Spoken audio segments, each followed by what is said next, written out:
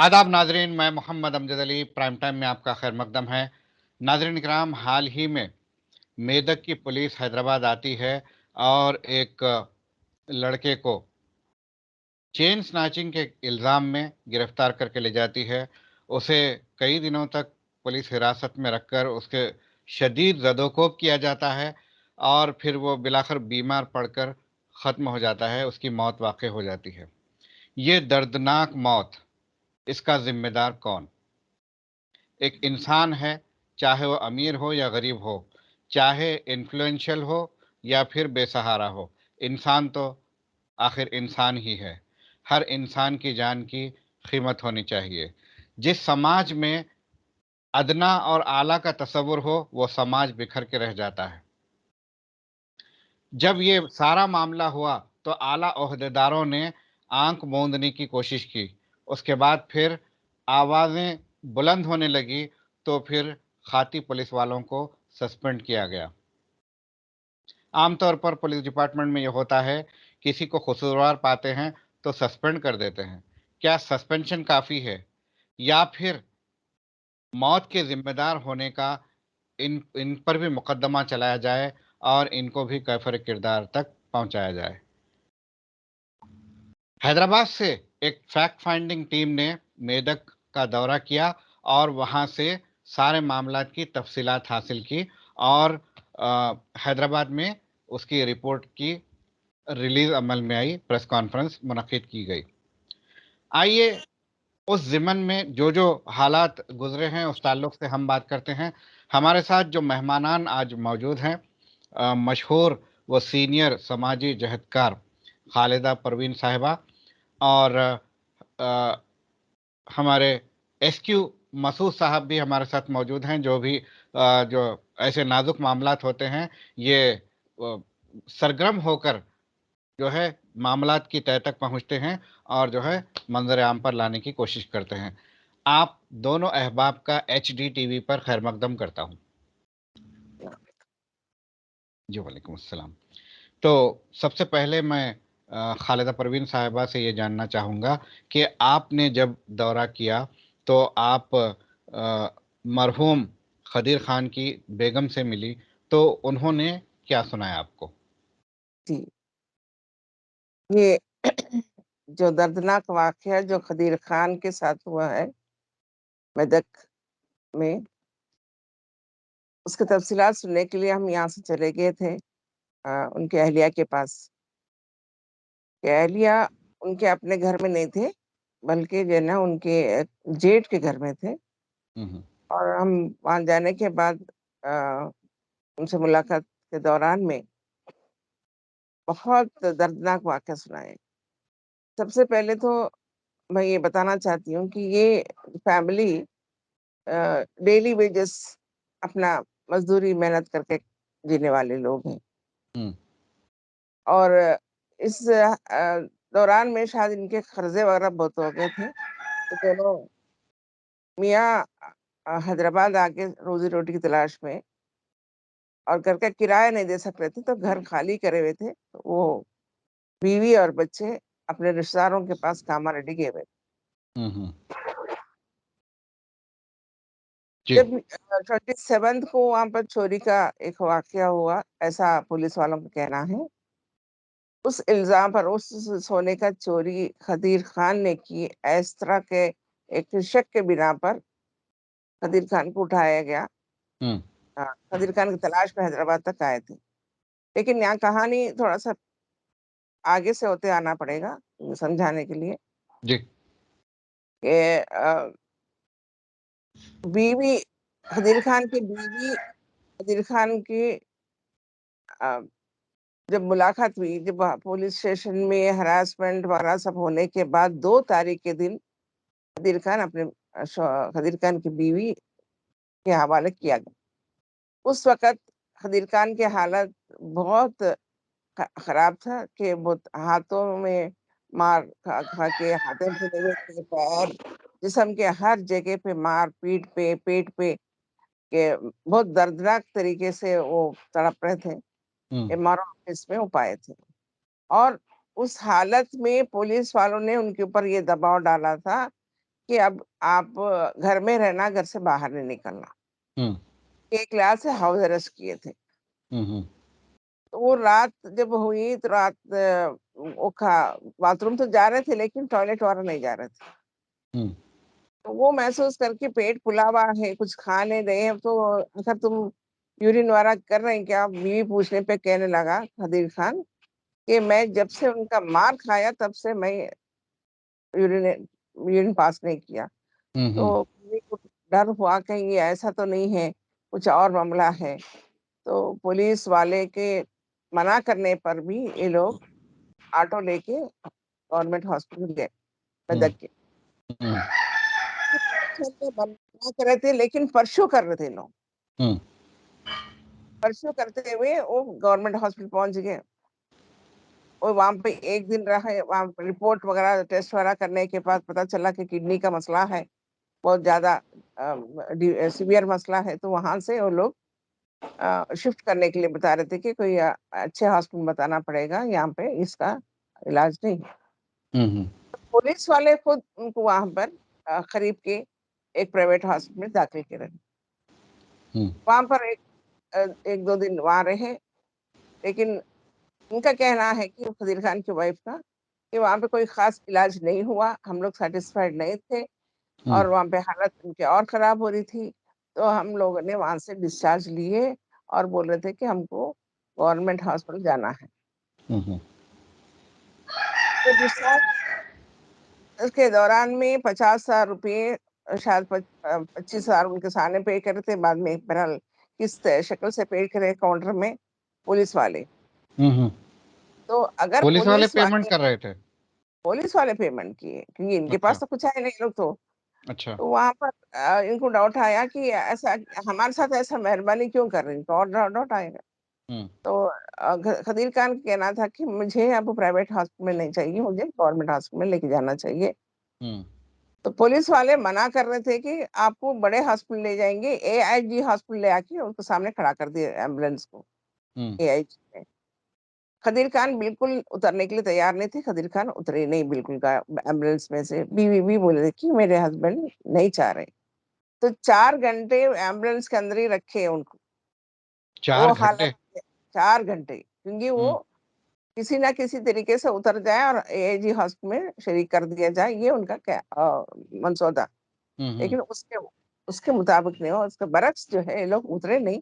अगर शाम हो गई, रात होने लगी तो आप आखिरी में ये बोली कि अगर लेके जाना है तो गांधी लेके जाओ, नहीं तो हमको दरगाह पे छोड़ दो, हुँ, मगर हम प्राइवेट हॉस्पिटल नहीं आएँगे। हुँ, ये हुँ, हस्बैंड का कहना था कि अगर मैं ज़िंदा तुम देखना चाहते हैं तो मुझे गवर्नमेंट हॉस्पिटल लेके जाओ, इन लोग पर भरोसा नहीं है, मुझे शक हो रहा है कि मेरे को मार डालेंगे, हुँ, ये हुँ, जुमला।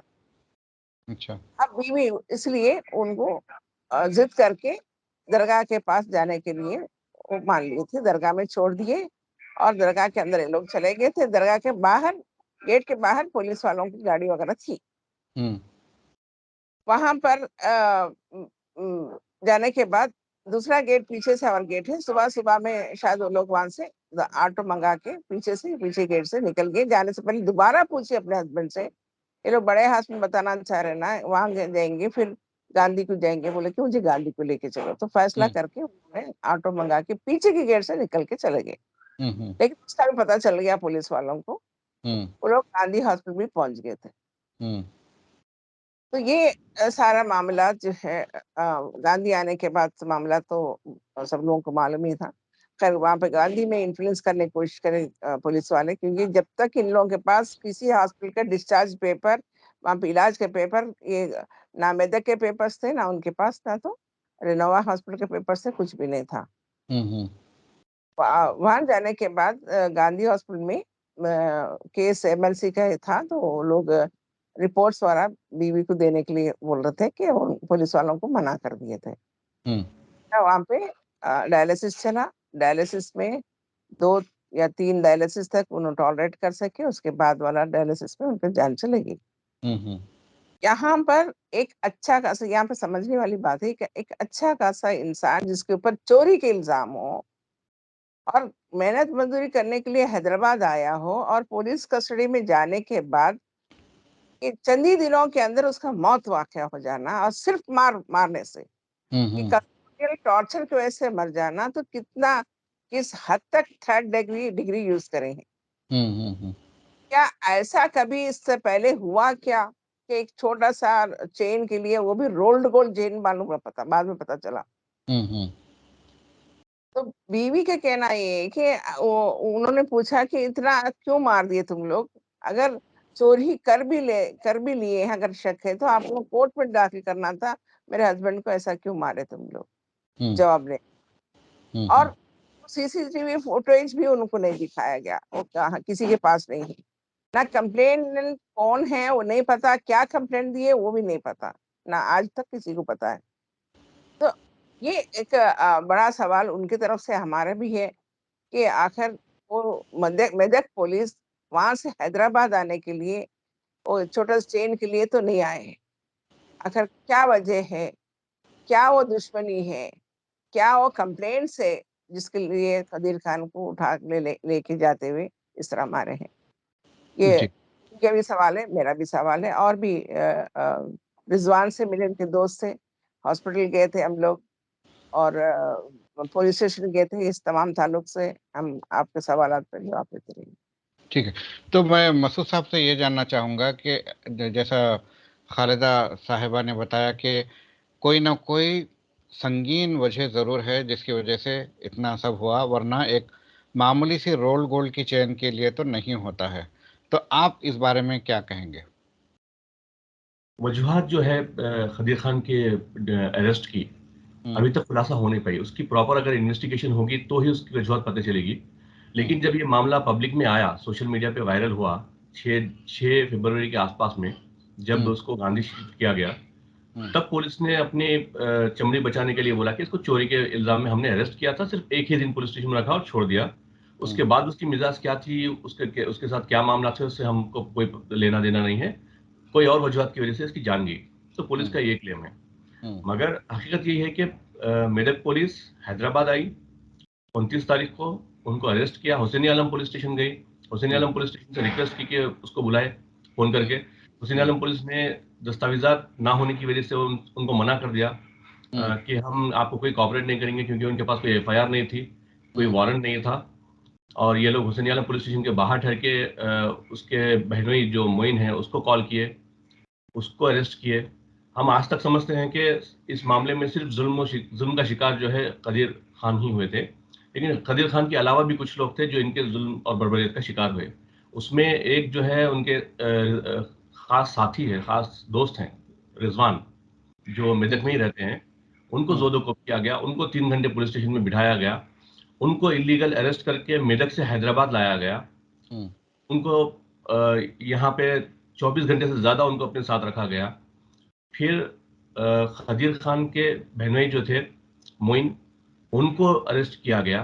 हुँ, हुँ, उनको अरेस्ट करके उनके मकान पे बिना वारंट धावा किया गया।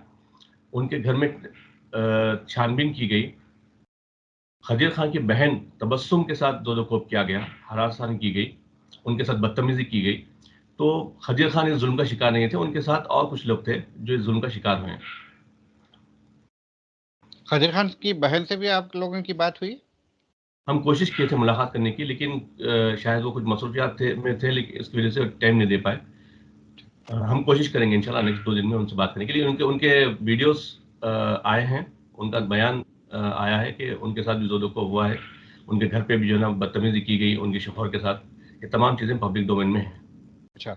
एक और एक बात मेरे ज़हन में आती है, आम तौर पर लोग गवर्नमेंट हॉस्पिटल से प्राइवेट को तरजीह देते हैं ताकि इलाज अच्छा होता है।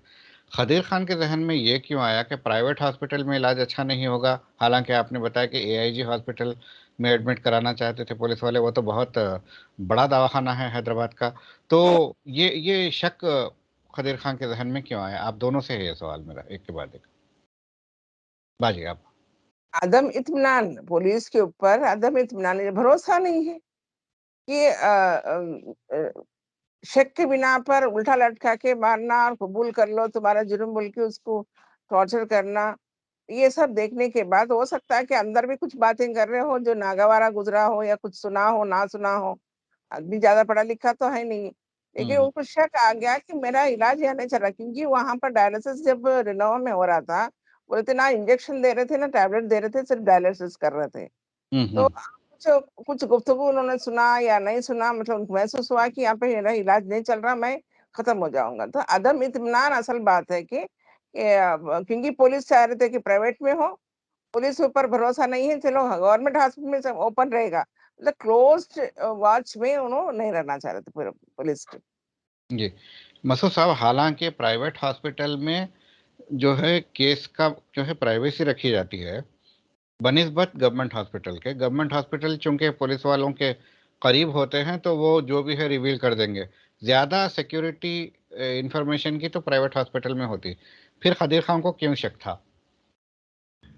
देखिए, जिस जिस तरीके का जुल्म खदीर खान के ऊपर हुआ था पुलिस स्टेशन में 3 से 4 दिन रखने के बाद, उस मतलब उसके किडनी फेल हो जाना, उसकी उस यानी इतना जुल्म कि आखिरी में उसने मान लिया कि बोला कि हाँ ठीक है सर, आप क्या करना है, कौन से केस में मुझे बुक करना है, बुक कर देके मुझे भेज दीजिए, लेकिन मारना छोड़ दीजिए, आप मुझे मारिए मत। तो इतना जुल्म एक आदमी के ऊपर होता है, तो वो आदमी, पुलिस वाले जब कहते हैं कि हम आपको प्राइवेट हॉस्पिटल में ले जाएंगे, बड़े से बड़े हॉस्पिटल में ले जाएंगे, उस पर भी भरोसा नहीं करेगा। तो यही था कि मेरी जान कैसे भी बचाना है, तो ये लोग जिस हॉस्पिटल को बोलेंगे मैं वहां तो नहीं जाऊंगा, चाहे वो सरकारी हो, कहीं हो जाऊंगा, लेकिन मैं कोई ऐसे हॉस्पिटल नहीं जाऊंगा जहां पे ये लोग ले जाना चाहते हैं। उसको शक था कि शायद मेरी जान ले ली जाएगी किसी वजह से, क्यों कोई दवाई दे दी जाएगी, कुछ जहर दे दिया जाएगा, क्योंकि पुलिस पे प्रेशर भी था, वो भी सबको पता है इनका वीडियो आने के बाद, और पुलिस चाह रही थी कि अपने आप को बचाएं। तो शायद खदीर के जहन में ये बात थी कि मुझे अगर ये लोग कहीं लेके जाते हैं अपनी मर्जी से तो मेरी जान को खतरा है, तो मैं अपनी मर्जी से सरकारी अस्पताल जाऊं तो शायद मेरी जान बच जाए। खदीर खान ने जब वीडियो बनाया और क्लेम किया कि पुलिस वालों ने मुझे टॉर्चर किया है, तो मेदक की एसपी का क्या रिस्पांस था? वीडियो वायरल होने के बाद कुछ लोग अपनी शिकायत लेके जब एसपी के पास गए, और खुसूसन इंतकाल के बाद जब गए, कुछ तंजीमों के लोग गए, कुछ उनके दोस्त अहबाब गए शिकायत लेके कि इस तरीके की चीज़ हुई, इस पर इन्वेस्टिगेशन होना चाहिए। तो उनका पहले ये था कि अखबारात में जो उनका बयान आया है कि हमने सिर्फ उनको अरेस्ट किया था 1 दिन के लिए, और वो भी कोई चोरी के केस की इन्वेस्टिगेशन करने, और हमने उनको छोड़ दिया, उसके बाद के मामला से हमारा कोई ताल्लुक नहीं है। फिर जब लोग उनसे मिलने के लिए गए तो उनके साथ उनका जो रवैया था बहुत ही खराब रवैया था। वो किसी से बात करने राजी नहीं थी, बदतमीजी से पेश आ रहे थे, और किसी की शिकायत तक नहीं ली। आमतौर पे होता यह है कि सीनियर ऑफिसर्स इस मामले में अपने आप को बचाने के लिए, अपने रेपुटेशन को बचाने के लिए छोटी मोटी इंक्वायरी कंडक्ट करवाते हैं और शिकायतें वसूल करते हैं, दिलासा देते हैं लोगों को कि ठीक है हम इस मामले की तहकीकात करवाएंगे। लेकिन एसपी का जो रवैया था, जो अखबारात में भी आया है, जिस तरीके से लोगों ने भी हमको बताया है, कि वो शिकायत लेने के लिए भी राजी नहीं थी। बहुत ही गैर जिम्मेदाराना हरकत थी उनकी, और उनके वक्त पे इस मामले में मुदाखलत नहीं करने की वजह से खदीर खान की जान चली गई। खालिदा साहिबा, ये एसपी की जो है जो उनका जो रिस्पांस था, इसकी क्या वजह आप समझती हैं? ये वजह क्या, शक ये होता है कि जब 3-4 दिन अपने कस्टडी में रखे, पुलिस कस्टडी में, तो क्या इनको ऊपर इंफॉर्मेशन नहीं मिला कि कब अरेस्ट किए, कब लेके गए, कैसा मारे, कितना 3rd डिग्री टॉर्चर करे? अगर नहीं मालूम है तब भी उनका फेल्यूर, मतलब उनका समझिए कि उनके पोस्ट पे वो रहते हुए नीचे से पैसा हो रहा, गलत हो रहा, तो उनको इल्म नहीं होना, वो भी उनका फेल्यूर है उनका काम का। और अगर मालूम रख के इसको पर्दा डालने की कोशिश करे तब भी गलत कर रहे। तो या तो ये बिल्कुल अनजान है, कुछ पता नहीं है, इनके कंट्रोल में नहीं है बाकी के नीचे के लोग, वो नाअहली साबित हो रही है, या जानबूझकर जो ना पूरा चेन बनाया गया कि क्या क्या वो आइडियोलॉजी है जो इन्फिल्ट्रेट हो रहा पुलिस डिपार्टमेंट, हमको शक हो रहा, क्योंकि एसपी साहबा का ये रवैया, फिर सीआई साहब, एसआई साहब, फिर कांस्टेबल, और स्पेशली पवन जैसा कांस्टेबल का उनको घूरना, उनके 2 दिन पहले उनका वीडियो लेना या फोटोग्राफ लेना, ऐसा लग रहा था कि आखिर क्या दुश्मनी है इन्होंने निकाला। जी, कोई पुलिस से साबिका मामलात कुछ थे खदीर खान के? कुछ लोग जो ऐसा है, ऐसा बहुत बहुत ज्यादा ग्रीव नहीं था, लेकिन शायद हो सकता है कि उससे पहले किसी मामले में पुलिस के साथ मामलात हो, या आया गया हो, या कुछ ऐसे उड़ते उड़ते हमने सुना था। अच्छा, अच्छा, तो इसके बारे में कोई ठोस मालूमात नहीं है कि साबिक में कोई पुलिस के खदीर खान के साथ कुछ मामला हुए थे? ना साबिका केसेस के बारे में कोई इत्तला पुलिस की जानिब से आई है, ना लोगों की जानिब से आई है, और ना इस केस की जानकारी बाहर आई है कि किसने शिकायत की थी कि हमारी चैन चोरी हो गई है, हमारी चैन स्नैच की गई है। वो कंप्लेनेंट बाहर नहीं आया, उसकी कंप्लेंट बाहर नहीं आई, उसकी एफआईआर बाहर नहीं आई। ना पहले के केसेस के कोई एविडेंस है, ना अब के केसेस के कोई एविडेंस है। लेकिन आप लोगों ने जानने की कोशिश नहीं की कि ये कौन से कंप्लेंट की बुनियाद पर जो है अरेस्ट किया गया था? हम पुलिस स्टेशन गए थे बात करने के लिए, अच्छा। लेकिन मामला ये था कि उस दिन बीजेपी की बहुत बड़ी रैली वहाँ पे निकल रही थी। तो जो सारा पुलिस का अमला है वो मसरूफ था उसमें इंतजामात में, और जो पुराने इंस्पेक्टर थे उनका ट्रांसफर हो चुका था, और बाकी जो लोग उसमें मुलविस थे वो लोग सस्पेंड हो चुके थे।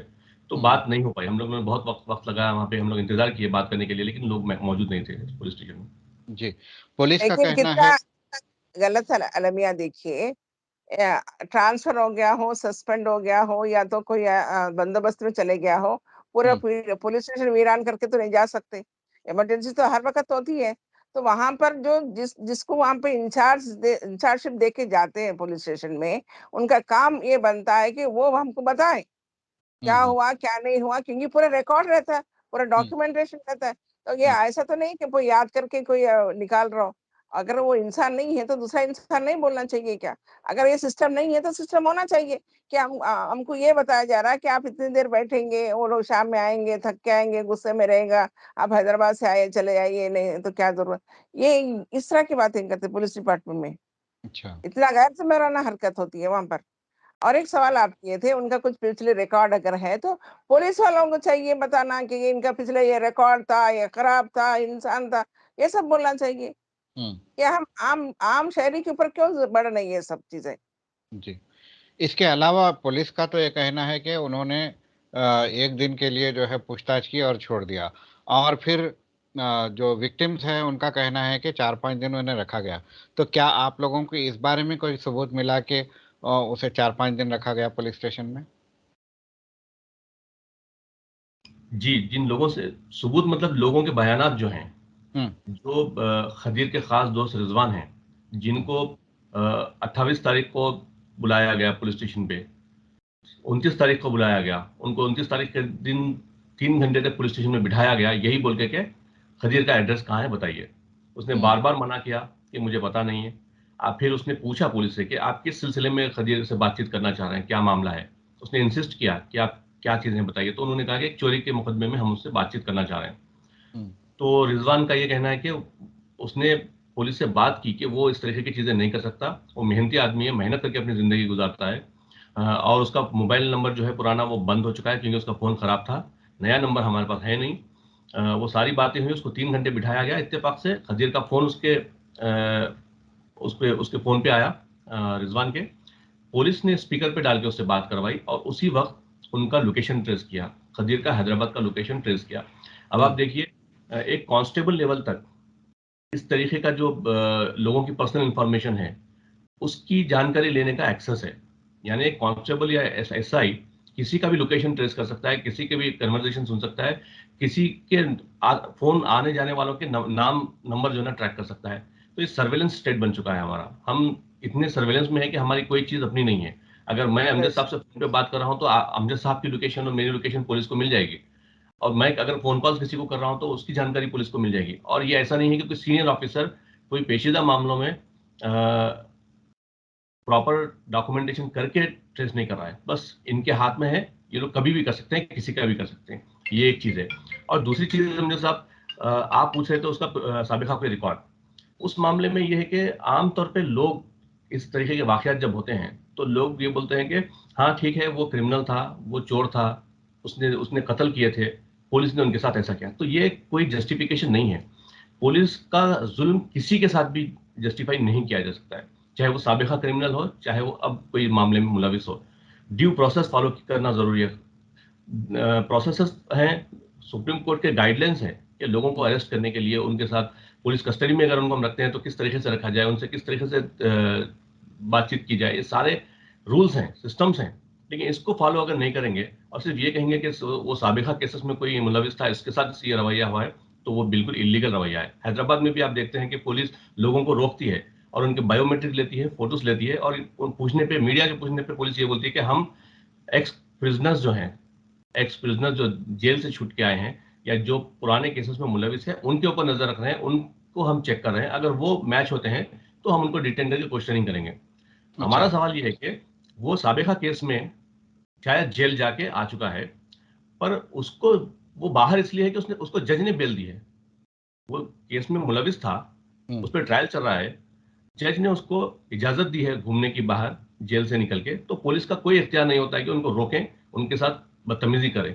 तो ये ड्यू प्रोसेस है, इसको हमको समझने की जरूरत है, लोगों को एजुकेट करने की जरूरत है कि साबिका केसेस का किसी जुल्म ज्यादती के साथ जो है ना कंपेयर नहीं किया जा सकता। और खदीर खां पे ये एक प्रोपेगेंडा चल रहा है कि वो चोर था, जिसका कोई एविडेंस पुलिस ने आज तक पब्लिक डोमेन में नहीं डाला है। आपने बताया कि आपकी और मेरी अगर फोन पर बात हो रही है तो पुलिस का कांस्टेबल भी सुन सकता है।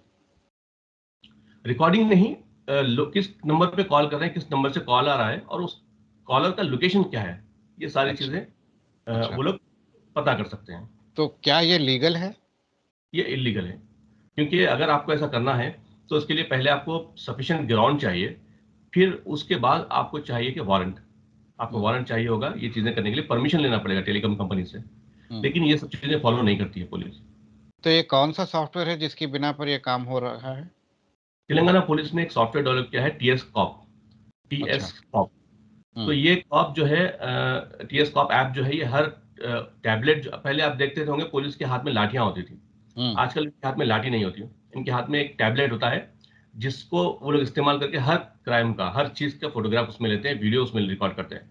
तो हम्म। उसी में ऐप इनबिल्ट किया हुआ है, जिसमें ये लोग फोटोज लेते हैं, फोटोज हम्म। स्टोर करते हैं, बायोमेट्रिक लेते हैं, लोगों की बायोमेट्रिक मैच करते हैं साबिका हम्म। क्रिमिनल्स के रिकॉर्ड्स के साथ, सारे चीजों के साथ। उसी में उनको प्रोविजन है कि वो लाइव जो जो हिस्ट्री शीटर्स होते हैं, जो साबिका रिकॉर्ड्स जिनके हैं, जिसको रॉडी शीटर भी हम कहते हैं, उनका उनका डेटाबेस होता है, उनके ऊपर सर्वेलेंस होता है। तो ये सारी चीजें ये लोग रियल टाइम में करते हैं।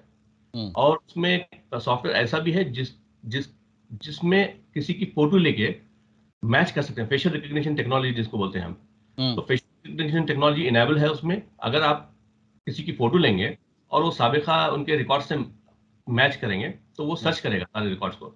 और इत्तेफाक से अगर मसूद की फोटो किसी एक्स वाई जेड के साथ मिसमैच हो जाए पार्टली, या मैच हो जाए, क्योंकि चेहरे बहुत से ऐसे होते सिमिलर होते हैं, तो हम्म। मैच हो जाए, तो मसूद को डिटेन किया जाएगा, क्योंकि मेरा चेहरा किसी और के साथ मैच हुआ है। तो इस तरीके के सारा टेक्नोलॉजी बेस्ड पुलिसिंग इन लोगों ने लाया है, जिस पर कोई सवाल नहीं करता और जिसके खतरात को कोई महसूस नहीं करता। जिसमें सीसीटीवी कैमरा एक बड़ा मामला है, हमने बहुत नॉर्मलाइज कर दिया है सीसीटीवी कैमरे को। हम्म। सीसीटीवी कैमरा होना चाहिए, छोटे मोटे क्राइम को कंट्रोल करता है, लोगों पे नजर रखता है, लोगों को डराता है बेसिकली। हम्म। लेकिन उसकी अकाउंटेबिलिटी क्या है? अब मेदक पुलिस का क्लेम ये है कि सीसीटीवी कैमरे के जो फुटेज है उसमें के चेहरा खदीर के जैसा चेहरा उनको लगा, तो उन्होंने खदीर को डिटेन किया। हम्म। 70% मैच हो रहा था चेहरा, उनका दावा है। तो वो हम्म। फुटेज को अभी तक पुलिस ने शेयर क्यों नहीं किया पब्लिक डोमेन में? अपने हम्म। आप प्रूव करने के लिए उनको चाहिए था शेयर करें, लेकिन नहीं किया। तो क्या ये लोकल लेवल के ऑफिसर्स ने किया? क्या ये सब इंस्पेक्टर ने क्या इजाजत दी इस चीज की? क्या इंस्पेक्टर ने दिया या एसपी ने दी? हमको हम्म। पता नहीं। लेकिन सीसीटीवी कैमरे का गलत इस्तेमाल हुआ, जिसकी वजह से खदीर खान की जान गई। जी। तो सीसीटीवी। आप सवाल कर रहे थे कि इन लोगों को डाउट क्यों, मतलब 2 तारीख को छोड़े हैं और 1 दिन रखे, 3 दिन रखे, ऐसी बात आई थी। इस पे हमको इसलिए रिजवान को बुलाकर 28 के दिन हैदराबाद आना, उनको ट्रेस करना, लेके जाना, उस वक़्त से पुलिस कस्टडी में है। और सेकंड को उनको छोड़े। अब इतने दिन गिन लो किसके पास थे वो? पुलिस हम्म। स्टेशन में थे और पुलिस झूठ बोले। अब इससे ज्यादा सबूत क्या होना चाहिए? जी। तो जिस तरह से मसूद साहब ने बताया कि एक तो सीसीटीवी का इस्तेमाल का मामला है जो कि उतना रिलायबल नहीं है। 70% मैच हो रहा उन्होंने कहा। उसके बाद फिर उन्होंने खदीर खान को छोड़ दिया, और छोड़ते वक्त उन्होंने क्या कहा? क्या अभी भी उन्हें शक है या नहीं है? 90% आपके हस्बैंड के ऊपर शक नहीं है और 10% है, इसलिए कि वो 10% के लिए आप घर से बाहर नहीं निकलना। तो वो भी झूठ बोले। जी। जबकि रिजवान से जब सीसीटीवी फुटेज बताते वक्त में, ये देखो ये खदीर खान है क्या, तो उन्होंने कहा नहीं, ये खदीर खान नहीं होता। खदीर खान का एज बड़ा ज्यादा है और उनका फेस ऐसा है, तो बोले कि देखो हेयर सेल मैच हो रहा, हेयर सेल मैच हो रहा तो खदीर खान हो जाता। तो जबकि जो है ना, जिससे आप पूछ रहे हैं वो बता रहा है कि ये नहीं होता, तो फिर उनको, फिर आप इनसे पूछ रहे क्या वजह रहेगी फिर? तो हेयर स्टाइल तो हिंदी किसी के फिल्मों को ऊपर देखकर, जी, हिंदी फिल्मों को देखकर कोई भी पॉपुलर हीरो होता है तो उसका हेयर स्टाइल हजारों नौजवान, लाखों नौजवान अपनाते हैं। तो हेयर स्टाइल कितना बोदा आर्ग्यूमेंट है कि हेयर स्टाइल के बेसिस पे पकड़े 70% शक था, उसके बाद छोड़ते वक्त कहते हैं कि 10% शक है। तो 70% से 10%, ये क्या रिलायबिलिटी है इन्वेस्टिगेशन की? कोई नहीं, खुल्लम खुल्ला झूठ है। जी। इसके इसमें अलावा आपने, जी, एक बात ऐड करना चाहूंगा हमने साहब, जी, कि शक की जब हम बात करते हैं तो ना सिर्फ मेदक पुलिस, लेकिन आप हैदराबाद पुलिस पे भी अगर आप नजर डालेंगे तो आए दिन अगर रात में 12 बजे के आसपास या 1 बजे के आसपास कोई अगर अपनी गाड़ी पे जा रहा है, काम से घर जा रहा है या अपने घर के पास बैठा हुआ है, तो पुलिस सबको डिटेन कर रही है, हम्म, करके ये बोल रही है कि ये मशकूक हालत में घूम रहे थे। हम्म, और कुछ केसेस तो ऐसे भी आए हैं, पुलिस ने ही मतलब मैसेज सर्कुलेट किए हैं कि कुछ बच्चे थे जिनको इन्होंने पूछा कि आप कहाँ से आ रहे हैं, उन्होंने जस्टिफाई नहीं किया, तो उन पे शक व शुबात करते हुए इन्होंने पीटी केस बुक किया और उनको मजिस्ट्रेट के सामने प्रोड्यूस कर दिया और मजिस्ट्रेट ने उनको 2 दिन की जेल दे दी, सजा लिख दी। तो पुलिस का काम है शक करना, हर किसी पे शक करना पुलिस का काम है, लेकिन रूल ऑफ लॉ ये बोलता है कि जब तक आपके पास सफिशिएंट ग्राउंड या एविडेंस नहीं होंगे आप किसी को टच नहीं करेंगे, आप हम्म, किसी को डिस्टर्ब नहीं करेंगे। लॉ एंड ऑर्डर इंश्योर करना, अमन और जब्त जो ना कायम रखना पुलिस की जिम्मेदारी है। लोगों की प्रॉपर्टी की और लोगों की जान की हिफाजत भी करना पुलिस की जिम्मेदारी है। लेकिन आज सारे लोग जो मतलब क्रिमिनल्स के अलावा सारे लोग जो शहर में घूम रहे हैं वो सारे सस्पेक्ट हैं, इनके लिए सारे मशकूक लोग हैं। और उनका ये है कि आप किसी को भी रोक के कुछ भी पूछ सकते हैं, किसी के ऊपर भी केस बुक करते हैं। तो ये प्रैक्टिसेस जो जा रहे हैं इस पे शायद हुकूमत को सोचने की ज़रूरत है, क्योंकि ये ऐसा होता है कि आप न्यूयॉर्क सिटी जाते हैं और न्यूयॉर्क पुलिस डिपार्टमेंट के हेडक्वार्टर जाके सारी चीज़ें देख के बोलते हैं कि वाह ये तो बहुत ज़बरदस्त चीज़ है, हमको भी तेलंगाना में ये सारी चीज़ें लानी है, और सेम सिस्टम वहाँ से कॉपी करके लाके पेस्ट कर देते हैं बंजारा से कोई एक बड़ी सी इमारत बना के कि हम न्यूयॉर्क पुलिस डिपार्टमेंट का पुलिसिंग सिस्टम यहाँ पे इंप्लीमेंट करेंगे। करिए आप, बिल्कुल अपग्रेडेशन होना चाहिए, लेकिन न्यूयॉर्क पुलिस जैसी अकाउंटेबिलिटी आपके पास है क्या? क्या न्यूयॉर्क पुलिस, न्यूयॉर्क सिटी के जैसी लोग सोसाइटी हमारी है क्या? क्या लोग उतने पढ़े लिखे हमारे हैं क्या? क्या हमारे पास दूसरे मसाइल या दूसरी चीज़ें नहीं हैं क्या? ये सारी चीज़ों को देखना पड़ेगा। आप कहीं से जाके उसको कॉपी करके यहाँ पे लाके पेस्ट कर देंगे बिना कोई अकाउंटेबिलिटी, बिना कोई जिम्मेदारी के, और आप एक ऐसा इंफ्रास्ट्रक्चर खड़ा करके चले जाएंगे कि आने वाले जनरेशन्स में उसका किस तरीके से गलत इस्तेमाल हो सकता है लोगों के खिलाफ और गरीबों के खिलाफ, क्योंकि ये क्लास का मामला है। कोई भी मामलात में आपने आज तक नहीं सुना होगा कि कोई पैसे वाले को पुलिस ने अरेस्ट किया है, लॉकअप में रखा है और जोदो कोप किया और जिस जान चलेगी, नहीं होता हम्म, है कभी। हम्म, ये सिर्फ गरीबों के साथ होता है, ये जी, ट्राइबल के साथ होता है, दलितों के साथ होता है, मुसलमानों के साथ होता है। हम्म। आपने न्यूयॉर्क पुलिस के जो प्रैक्टिसेस है उसको कॉपी पेस्ट करने की बात की है। तो क्या न्यूयॉर्क पुलिस इस तरह से शक की बिना पर टॉर्चर करती है, सदुकोप करती है, जिससे जो है अक्यूज की जान तक चली जाती है? ऐसा होता है क्या वहां पर? पुलिसिंग, सारी दुनिया में पुलिसिंग का ये मामला है कि उसके जुल्म ज्यादती से कोई नहीं बचता। हम्म, लेकिन जब नई चीजें आप अडॉप्ट करते हैं, हमने अपनी डिमांड में तेलंगाना स्टेट पुलिस मैनुअल को पब्लिक डोमेन में लाने की बात कही। अब हमको समझने की बात है कि पुलिस मैनुअल क्या होता है। पुलिस पुलिस मैनुअल ये होता है जिसमें पुलिस की कारकर्दगी कैसे होगी, किस मामला में पुलिस किस तरीके से बिहेव करेगी लोगों के साथ, उनकी ड्यूटी कैसे अंजाम देगी, उनकी रिस्पॉन्सिबिलिटीज क्या होंगे, उनकी ड्यूटीज क्या होंगे, सारी तफसीलात होती है। हम्म, उसी तरीके से न्यूयॉर्क पुलिस का भी होगा और कोई लंदन सिटी का भी होगा, हर जगह का होगा। वहां पे इंप्लीमेंट किया जाता है कई चीजों को। कई कई बार ऐसा होता है कि वहां पे भी लैप्सेस होते हैं, लेकिन हमारे यहाँ अगर आप देखेंगे तो डीजीपी पुलिस से हमने कई बार रिक्वेस्ट की कि पब्लिक में आप रखिए पुलिस मैनुअल। हमको नहीं देते, हमको कॉपी नहीं देते, बोलते पब्लिक डोमेन में है, कहीं नहीं है।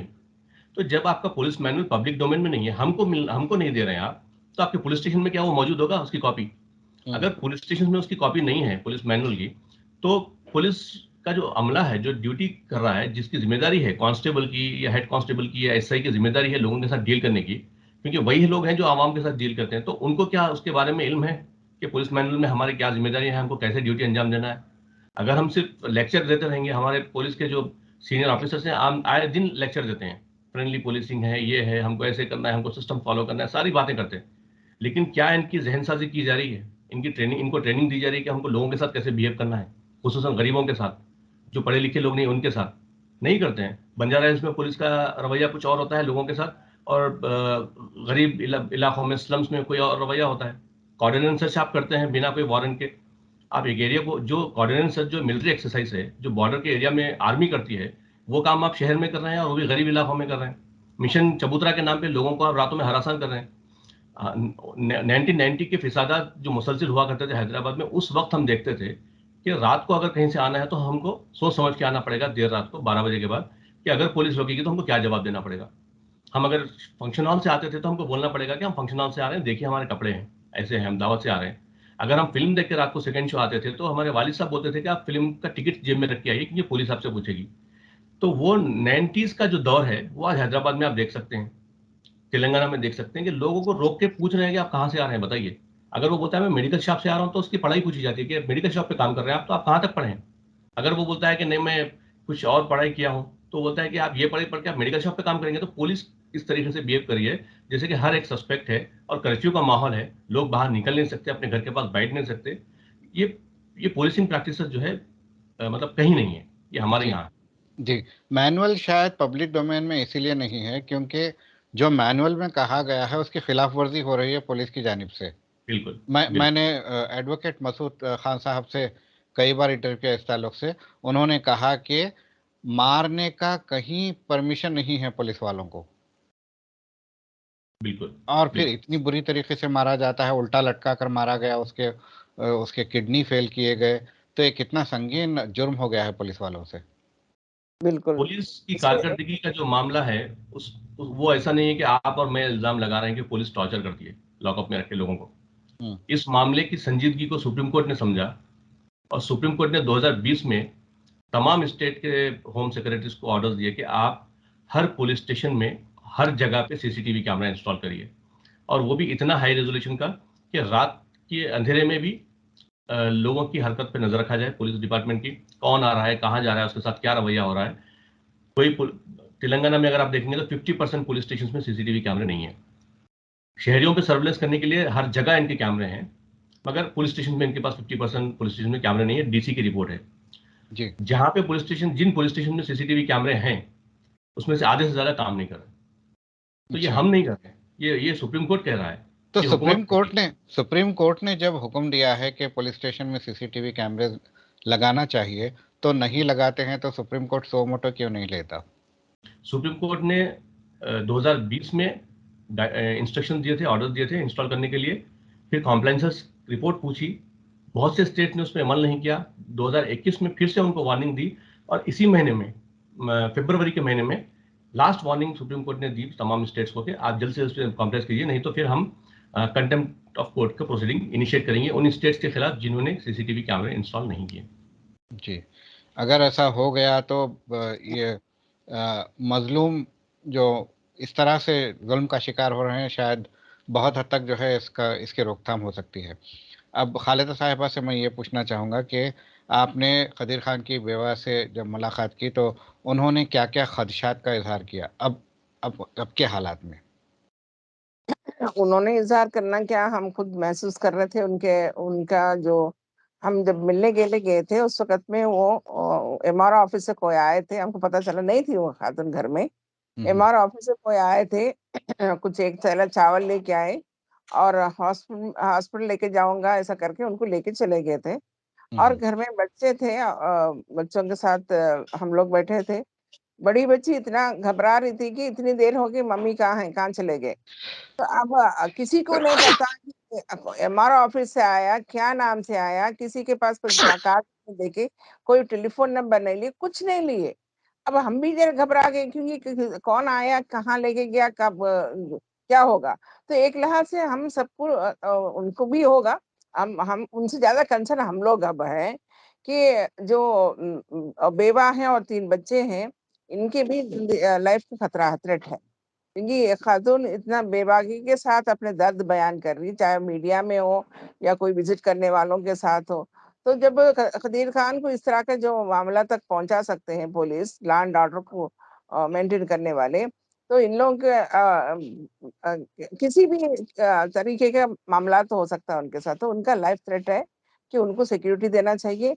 और रिजवान, क्योंकि रिजवान एक अहम गवाह है कि खदीर खान के बारे में जानकारी रखने वाला, खदीर खान के बारे में बोलने वाला, खदीर खान के बारे में पुलिस ने उनको उठा के हैदराबाद लेके आने का, फिर वापस जाने के बाद छोड़ने का, इतलाक देने का, सारे मामला, प्लस जो है ना, क्योंकि दोस्त था, घर में जाने के बाद भी वहां पर विजिट करता था घर में, उनके घर पे। लेकिन उस पे भी खदीर खान ने ये बताया था कि भाई तुम ज्यादा मत आया करो, यहाँ पुलिस वाले तुमको ऑब्जर्व कर रहे हैं। तो मतलब इतना पुलिस भी रिजवान के ऊपर उतना वाच रखे थे। और लास्ट में एक और भी बात बताया जिसपे हम लोग सब हैरान थे कि खदीर खान का बेटे का बर्थडे था उसके इंतकाल से 1-2 दिन पहले। तो वो तो बेचारा बेड पे पड़ा हुआ था, तो उसने अपने दोस्त को फोन किया, बताया कि भाई एक केक का इंतजाम करो ना। तो ये पूछा कि क्या वजह, किसका बर्थडे है? तो मेरे बेटे का बर्थडे है, तो एक आखिरी हेल्प कर दो ना। तो बोलते हुए वो रो पड़ा, आंसू आ गए थे रिजवान के। और फिर इसने बोला ठीक है, केक भी लाऊंगा, बिरयानी भी लाऊंगा। उन्होंने नहीं नहीं, बिरयानी नहीं, घर में पका लिए, लेकिन एक केक का इंतजाम कर दो। हाँ मैं लेके आऊंगा। तो नहीं तुम मत लाओ, तुम वो गली तक आ जाओ, वहां पे मैं किसी की भी जाऊंगा, वहां से भेज दो। तो घर में रिजवान का जाना भी इतना ज्यादा पुलिस वालों को खटक रहा था। तो अब रिजवान, क्योंकि हम हमारे सामने इस तरह बातें की हैं, मीडिया के सामने बोले हैं, उनके पास इतने सारे इंफॉर्मेशन है, तो रिजवान के भी जान के खतरा है यहाँ पर, उनको भी सिक्योरिटी की जरूरत है। प्लस यहाँ पे मोइन और जी तो खदीर खान के भाई, खदीर खान के दोस्त, और खदीर खान के भौने मोइन यहाँ पे हैदराबाद में रहते, बहन रहते। इन लोगों ने भी कुछ बातें मीडिया को बताई थी, इन लोगों को भी। बहरहाल पूरे फैमिली को वहां पर लाइफ थ्रेट है। कम से कम गवाह के शक्ल में इन लोगों को प्रिजर्व करके रखने की जरूरत है, इनको सिक्योरिटी देने की जरूरत है। ये सब लोग परेशान में। जी, मसूद साहब आप कुछ ऐड करना चाहेंगे?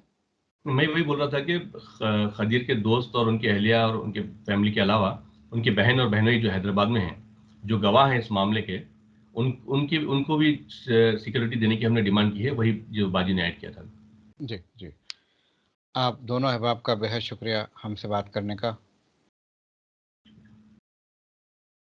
नाज़रीन किराम, ये थे हैदराबाद से दर्दमंदान की जो फैक्ट फाइंडिंग टीम गई थी, उनके 2 मेंबरान जो है हमसे गुफ्तगू कर रहे थे और ये बता रहे थे कि किस तरह से खदीर खान को टॉर्चर किया गया और फिर उसके इलाज में जो है रुकावट बनने की कोशिश की गई। एक तो प्राइवेट हॉस्पिटल में इलाज कराने की कोशिश की गई जिसका जो है खदीर खान को बिल्कुल भरोसा नहीं था। उसके बाद फिर गवर्नमेंट हॉस्पिटल में भी ले जाने के लिए 4 घंटे 4 घंटे एक किडनी पेशेंट जिसके किडनी फेल हो रहे हैं, 4 घंटे एम्बुलेंस में पड़ा रहता है। उसके बाद फिर उसे दरगाह में छोड़ दिया जाता है। तो इस तरह से ये सारे जो मामला हो रहे हैं, कहीं ना कहीं पुलिस के बड़े रोल को जो है ऐसा महसूस करते हैं। अब देखना यह है कि आगे आगे क्या क्या जो है तहकीकात होती है और क्या क्या बातें सामने आती हैं। तब तक के लिए हमें दीजिए इजाज़त।